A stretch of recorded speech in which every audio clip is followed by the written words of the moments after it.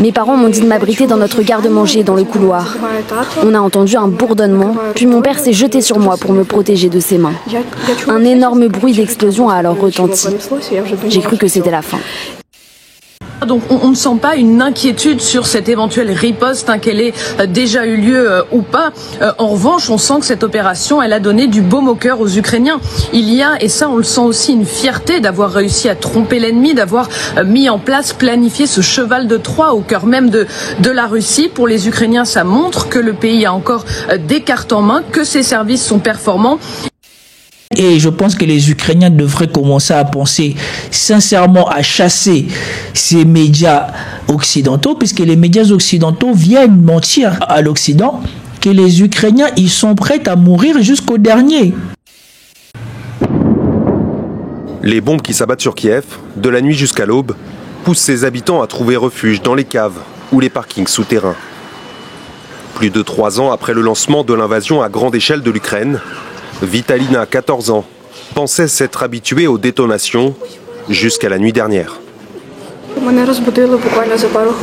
J'ai été réveillée quelques minutes avant le déclenchement de l'alarme. Mes parents m'ont dit de m'abriter dans notre garde-manger dans le couloir. On a entendu un bourdonnement, puis mon père s'est jeté sur moi pour me protéger de ses mains. Un énorme bruit d'explosion a alors retenti. J'ai cru que c'était la fin. Avec plus de 400 drones d'attaque ou servant de l'heure, et 45 missiles lancés sur son territoire, les systèmes de défense ukrainiens saturés ne parviennent pas à abattre toutes leurs cibles. Plusieurs secouristes figurent parmi les victimes.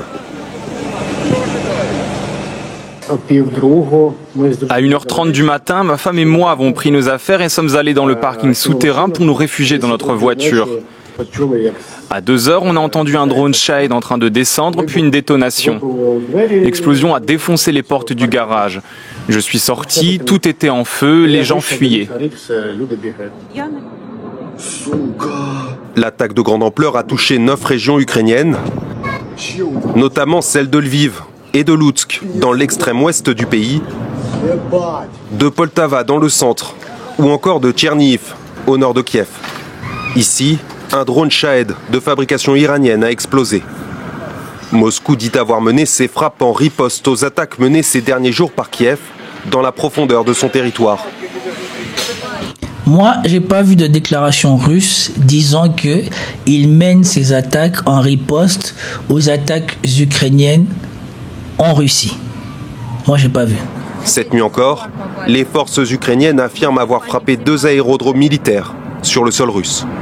Et la dernière fois qu'on avait déclaré, quand on avait étudié, quand on avait vu la vidéo de Military Summary, il avait dit on ne sait pas encore si les Ukrainiens ont gardé des cartouches ou des choses pour faire encore des actions en Russie ou pas.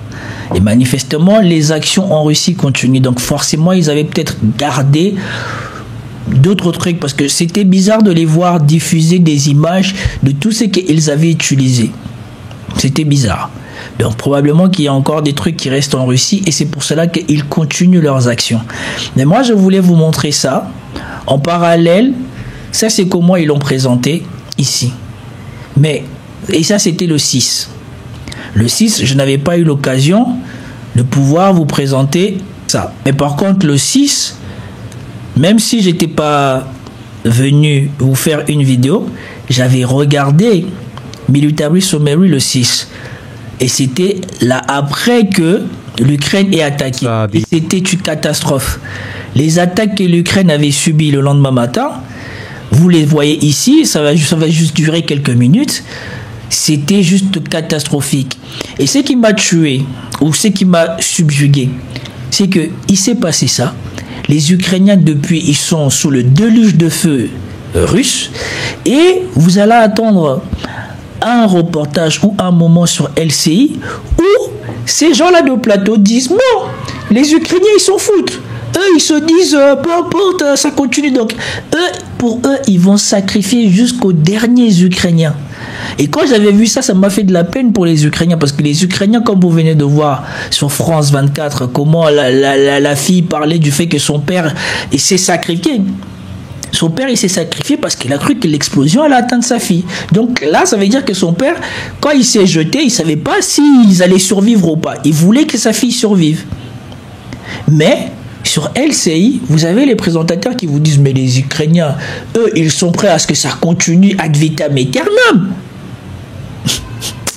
Hello my dear friends, you're in the Military Summary channel. On this video we're going to discuss the most important events that took place during the previous 12 hours. We have lots of very interesting updates, so let's start. And first we're going to talk about massive missile and drone strike that took place during the previous night. The Russians attacked almost the entire territory of Ukraine, especially the city of Kiev and the western part of Ukraine.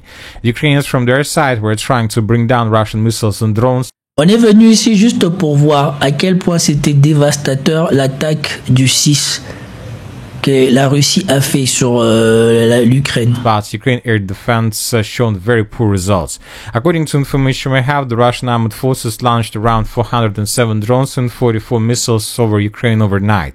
The Russian armed forces attacked mostly from the northern regions, and the entire mass of drones was moving in a creeping 407 drones, 44 missiles, d'après les infos. Offensive towards the western regions.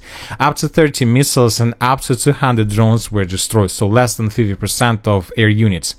And of course, during the previous night, we got lots of pictures, lots of videos, lots of different data that show us the results of Russian attack.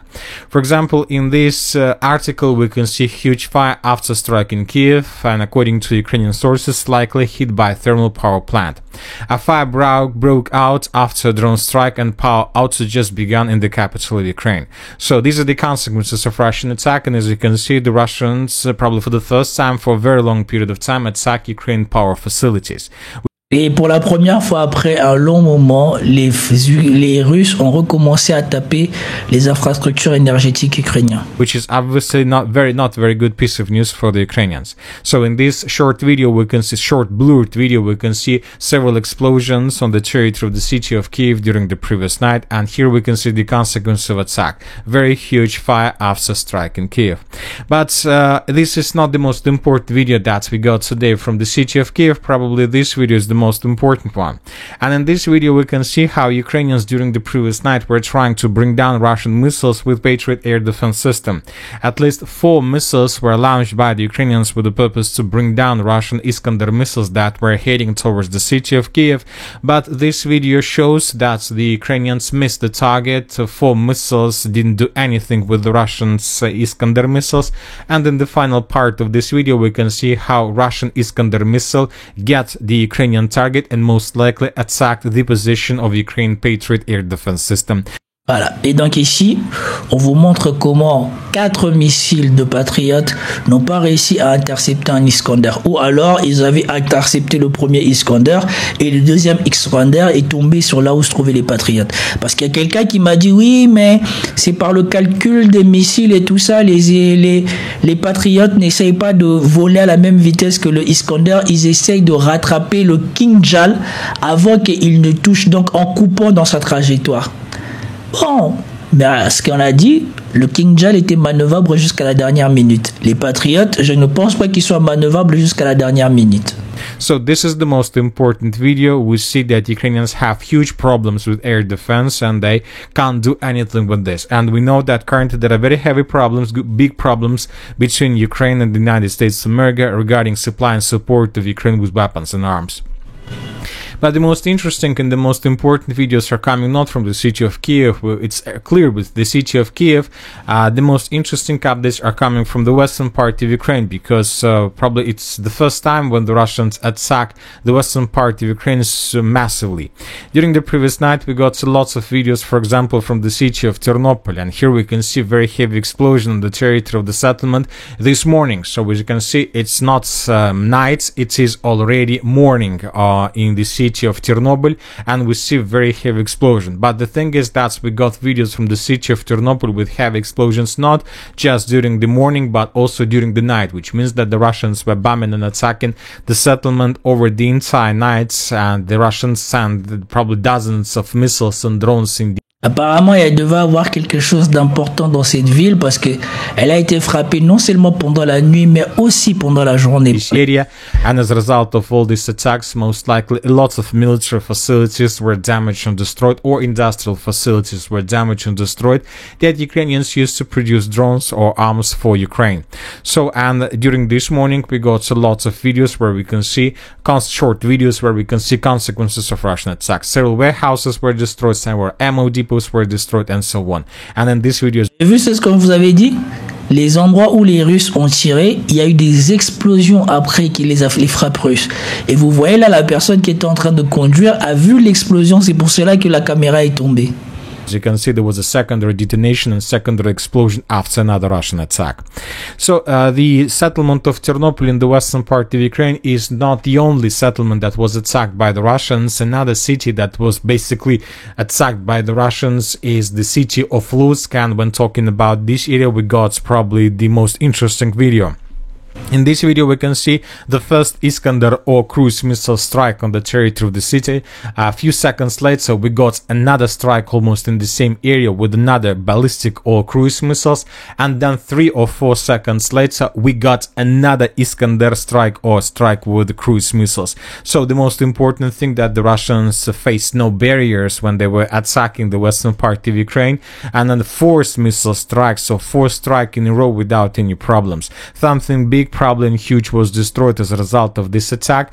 And this is the video where we can see Russian missiles flying in the western part of Ukraine. And as you can see, the Russian missiles were improved with additional, let's say, barriers, with additional protection, with the purpose to distract attention of Ukraine air defense. But saying the truth, I'm not even sure whether the Ukrainians have air defense in the western part of Ukraine or not. And the most important thing, that's for the first time, probably since 2024, we haven't received anything that, for example, Polish air forces were forced to raise their F-16s or other types of aircrafts in the airspace of Poland with the purpose to be 100% sure that that they can secure the sky of Poland and not to allow Russian missiles to enter the territory of Poland. So as you can see, Polish air forces decided not to do this. And you know that there are currently very huge problems. Ok, et la dernière nouvelle qu'on apprend par rapport au 6, c'est que d'habitude les Polonais faisaient monter leurs avions dans le ciel quand il y avait une attaque massive des Russes sur le sol polonais pour éviter que les engins russes rentrent sur le territoire polonais. Et bah, ce tour-ci, les Polonais, ils n'ont pas mis leurs avions à l'air. Mais moi, ce que je voulais vous montrer, c'était par rapport à ça. La Russie, on ne sait pas si elle a déjà commencé ses représailles ou pas, mais les Ukrainiens sont en train de souffrir. Parce que c'est en contradiction avec ce qu'on attend sur les plateaux. Sur les plateaux, ils font passer les Ukrainiens pour des gens qui vont aller se battre jusqu'à la mort, tandis que ce n'est pas ça que l'on constate chez les Ukrainiens. Et avant d'arriver sur cette séquence lunaire, Rejoignons maintenant Gwendoline de Bono. Vous êtes à Odessa en Ukraine. Merci d'être avec nous en direct, Gwendoline. Après justement cette opération menée de main de maître, l'opération Toile d'araignée, Pautina on dit en russe, ah oui. Voilà. Est-ce que les Ukrainiens sont requinqués ou est-ce qu'ils craignent cette riposte militaire russe? Est-ce qu'ils en parlent ou est-ce qu'ils ne la craignent pas? Voilà. Ça, c'était il y a 2 jours. Il y a 2 jours, comme je vous ai montré, où on voit la dame là plus ou moins, ou l'enfant qui disait que son père a fallu se sacrifier. Et où on voit la dame qui dit que c'est catastrophique et quitte chez elle pour aller dans le métro. Mais écoutez, c'est que le reporter de LCI va dire à cette journaliste qui est sur le plateau de LCI. Écoutez ce qu'ils vont dire.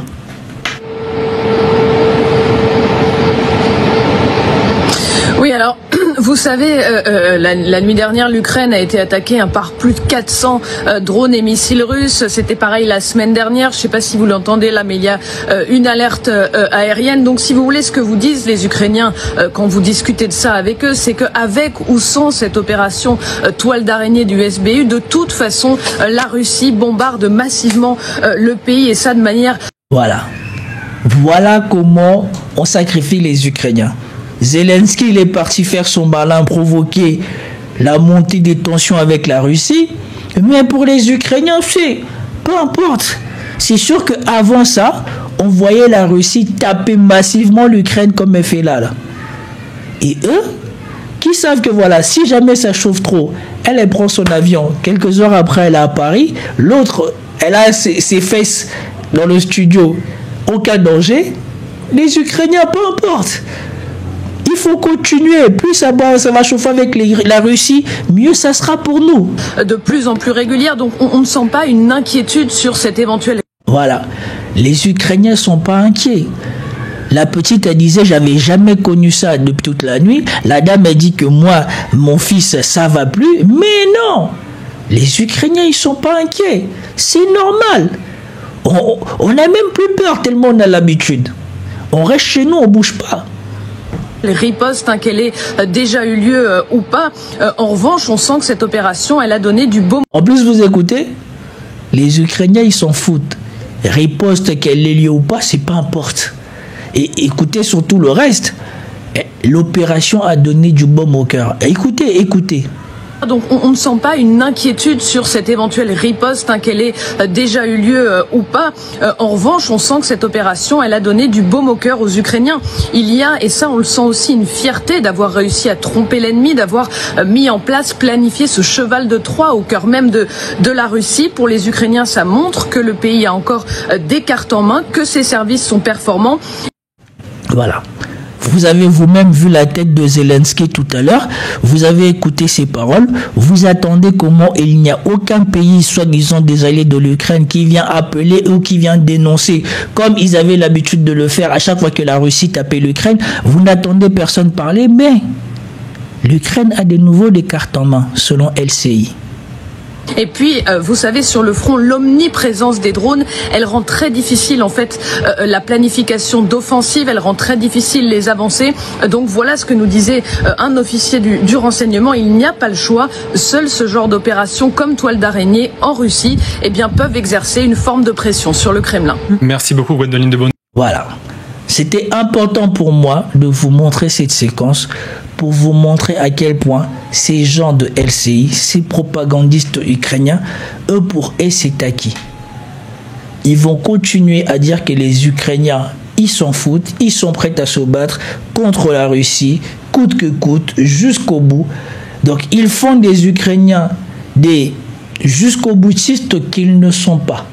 Quand on attend les Ukrainiens eux-mêmes réagir à ce qui leur arrive, vous attendez de la détresse, vous attendez de la fatigue, mais quand vous attendez ces gens-là parler de l'Ukraine, vous attendez que les Ukrainiens ils veulent en découdre.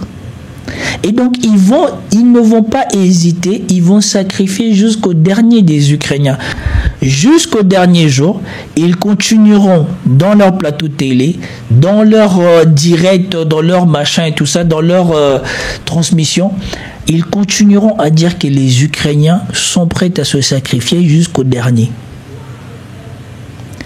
Donc, les Ukrainiens eux-mêmes ont compris que Zelensky c'est le pion de l'Occident, mais ces gens-là de l'Occident qui sont en Ukraine, et je pense que les Ukrainiens devraient commencer à penser sincèrement à chasser ces médias occidentaux, puisque les médias occidentaux viennent mentir à l'Occident que les Ukrainiens, ils sont prêts à mourir jusqu'au dernier.